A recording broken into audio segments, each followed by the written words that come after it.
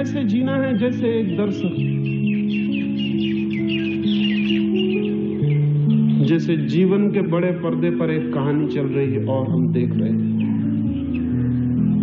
एक दिन भर के लिए प्रयोग करके देखें और जिंदगी दूसरी हो जाएगी।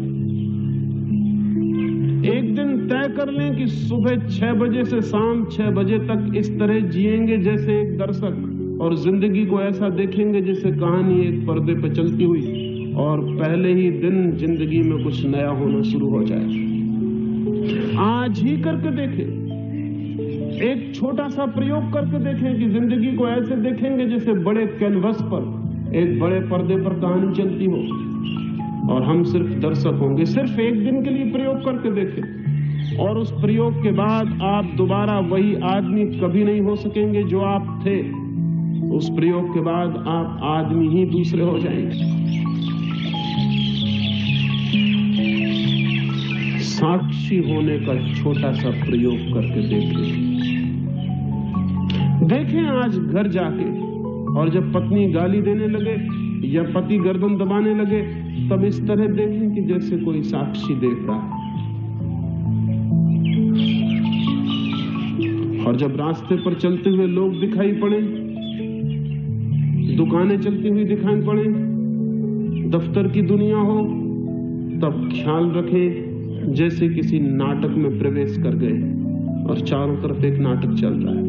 एक दिन भर इसका स्मरण रख के देखें और आप कल दूसरे आदमी हो जाएंगे। दिन तो बहुत बड़ा है, 1 घंटे भी कोई आदमी साक्षी होने का प्रयोग करके देखे, उसकी जिंदगी में एक मोड़ आ जाएगा, एक टर्निंग आ जाएगी। वो आदमी फिर वही कभी नहीं हो सकेगा जो 1 घंटे के पहले, क्योंकि उसे 1 घंटे में जो उसे दिखाई पड़ेगा वो हैरान कर देने वाला हो जाए। और इस 1 घंटे में उसके भीतर जो परिवर्तन होगा, जो ट्रांसफॉर्मेशन होगा, जो कीमिया ही बदल जाएगी, वो उसके भीतर चेतना के नए बिंदुओं को जन्म दे देगी। 1 घंटे के लिए ऐसे देखें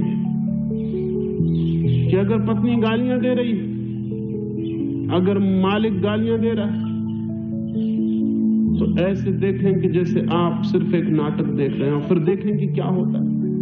सिवाय हंसने के और कुछ भी नहीं होगा, सिवाय हंसने के और कुछ भी नहीं होगा। भीतर एक हंसी फैल जाएगी और चित्त एकदम हल्का हो जाए। और कल यही गाली बहुत भारी पड़ गई होती, पत्थर की तरह छाती पे पत्थर बन के बैठ गई होती। इस गाली ने भीतर जहर पैदा कर दिया होता, इस गाली ने भीतर प्राणों को मत डाला होता, इस गाली ने भीतर जाके जीवन को एक संकट, एक अशांति पैदा कर दी होती। जिंदगी एक प्रतिक्रिया बन जाती है, एक रिएक्शन बन जाता, जिंदगी एक तूफान और एक आंधी हो जाती। वही गाली आज आएगी, और इधर भीतर अगर साक्षी है तो गाली ऐसे ही बुझ जाएगी जैसे अंगारा पानी में पड़ के बुझ जाए और राख हो जाए, और आप देखते रह जाएंगे। और तब हैरानी होगी कि यही गाली कल पीड़ित करती थी, आज क्या हो गया। यही बात कल बहुत कष्ट देती, और आज क्या हो गया। आज आप बदल गए, दुनिया वही है। दुनिया हमेशा वही है, सिर्फ आदमी बदल जाते हैं, और जब आदमी बदल जाता है तो दुनिया बदल जाती है। दूसरा सूत्र है, पहला सूत्र है जीवन एक सपना, दूसरा सूत्र है उस सपने में एक साक्षी की तरह जीना।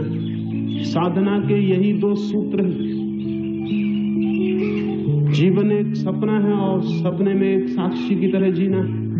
और जो आदमी सपने में साक्षी की तरह जीना शुरू कर देता है, उसकी जिंदगी में क्या हो जाता है इसे शब्दों में कहना मुश्किल है।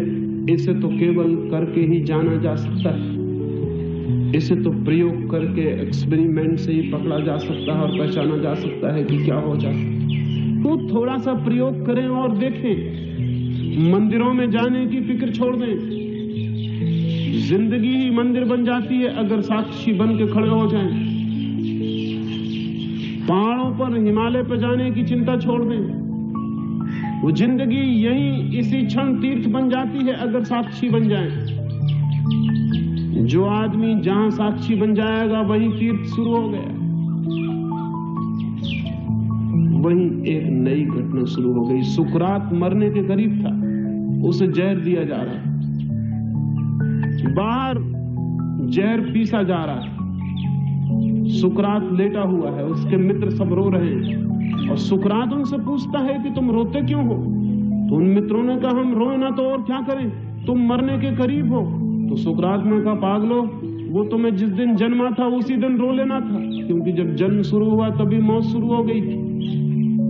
अब तुम इतनी देर करके रोते हो, वो तो जब मैं जन्मा तभी मरना शुरू हो गया। जब कहानी शुरू होती तभी उसका अंत भी आ जाता। जब पर्दे पे फिल्म शुरू होती है तभी जान लेना चाहिए कि समाप्ति भी आएगी। वो दी एंड भी तो बहुत जल्दी आ जाने वाला। वो तो प्रारंभ में ही अंत छिपा हुआ है पागलो, सुकरात ने कहा। वो तो हम जन्मे थे तभी हमने समझ लिया था कि मर गए, बात वहीं खत्म हो गई। अब क्या रोते हो? और सुकरात ने कहा कि अगर रोना ही है तो अपने लिए रोना, मेरे लिए तुम क्यों रोते हो जब मैं ही नहीं रो रहा हूं? सुकरात ने कहा कि जाओ जल्दी से देखो वो जहर तैयार हुआ कि नहीं। सुकरात खुद उठ के बाहर गया, उस जहर पीसने वाले से कहने लगा कि समय हुआ जा रहा है, 6 बजे जहर देना है, अभी तक जहर तैयार नहीं हुआ। वो जहर पीसने वाला कहने लगा कि मैंने बहुत लोगों को जहर दिया, तुम जैसा पागल आदमी नहीं देखा।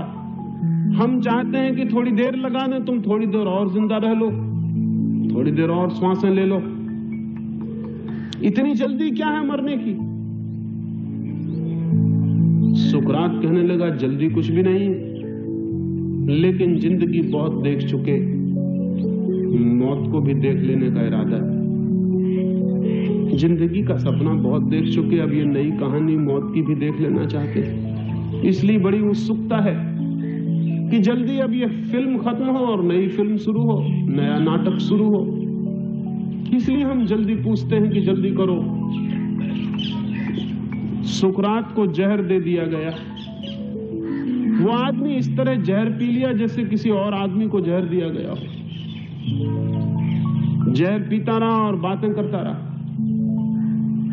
जहर पी के लेट गया और कहने लगा कि मेरे पैर ठंडे हो रहे हैं, ऐसा मालूम पड़ता है कि पैर ठंडे हुए जा रहे हैं। मित्रों ने कहा कि पैर ठंडे हुए जा रहे हैं, तुम ही ठंडे हुए जा रहे हो। सुकरात ने कहा कि मैं ठंडा कैसे हो सकता हूं, मैं तो जान रहा हूं कि पैर ठंडे हो रहे हैं, मैं तो अब भी वही हूं। फिर उसने कहा कि मेरे घुटनों तक जहर छा गया, अब मेरी कमर तक के हाथ पैर ऐसे हो गए जैसे हो ही ना, मुझे पता नहीं चल रहा है। लोगों ने कहा क्या बातें कर रहे हो, तुम ही ठंडे हुए जा रहे हो। सुकरात ने कहा कि मैं तो पूरी तरह वही का वही हूं जो जहर देने के पहले था। हाँ, इतना मालूम पड़ रहा है कि हाथ पैर ठंडे हुए जा रहे हैं, हाथ पैर जा रहे हैं। ये हाथ पैर वाली कहानी खत्म हुई जाती है, अब शायद कोई दूसरी कहानी शुरू होगी। मैं तो वही हूं, मैं तो अब भी देख रहा हूं। जिंदगी भर जिसने देखा हो वो मौत को भी देख सकता है, और जो मौत को भी देख सकता है उसकी मौत कैसे हो सकती है? जिसने साक्षी का भाव साध लिया वो अमृत को उपलब्ध हो जाता है। स्वामी राम अमेरिका गए, वो बड़े अजीब आदमी थे। दुनिया पे कुछ थोड़े से अजीब आदमी कभी कभी पैदा हो जाते हैं, इसलिए दुनिया में थोड़ी रौनक। स्वामी राम बहुत ही अजीब आदमी थे। अगर कोई उनको गाली दे देता तो वो खड़े होकर हंसने लगते और मित्रों को जाके कहते कि आज बाजार में राम को खूब गालियां पड़ी। तो लोग कहते राम को, आपको नहीं। स्वामी राम कहते कि मुझको लोग जानते ही नहीं, गालियां कैसे देंगे? राम को जानते हैं, राम को गालियां देते। और जब राम को गालियां पड़ रही थी तब हम भीतर बैठ के हंस रहे थे मन ही मन में कि अच्छा है बेटा, खूब गालियां पड़ रही। एक गांव में राम गया था, स्वामी राम कहते एक गांव में राम गया था, गिर पड़ा एक गड्ढे में। हम खूब हंसे, हमने कहा कि अच्छे गिरे। अरे बिना देख के चलोगे, गिरोगे ही। लोग कहते कि आप किसके बाबत बातें करते हैं? तो वो कहते इस राम के बाबत बातें करता हूं। और आप कौन हैं? तो वो कहते मैं तो सिर्फ देखने वाला हूं। ये राम पे कहानी चल रही, हम देख रहे हैं। ये राम की जिंदगी है, हम देख रहे हैं।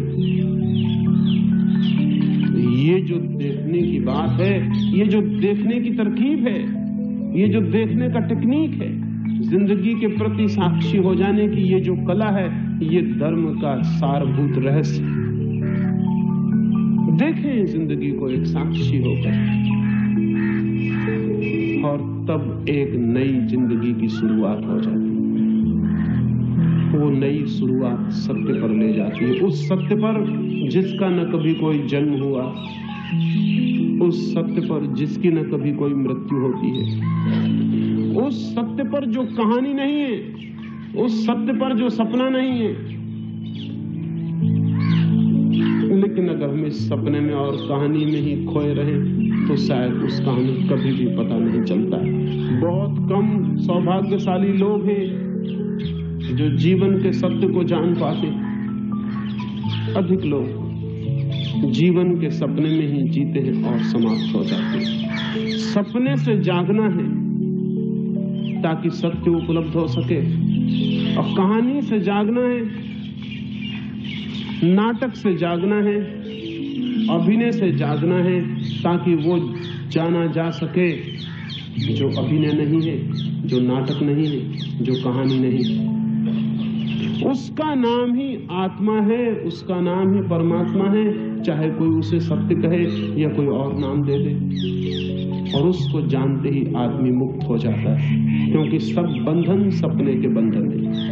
कोई बंधन सच्चा बंधन नहीं, सब बंधन सपने के बंधन, सब बंधन झूठे बंधन। एक बार ये दिखाई पड़ जाए तो पता चलता है कि मैं तो मुक्त ही था, मैं तो सदा से ही मुक्त हूँ। और ये जो प्रतीति है, ये कितने अनंत आनंदों से भर देती है, ये कितने आलोक से भर देती है, उसकी कोई गणना करनी कठिन है।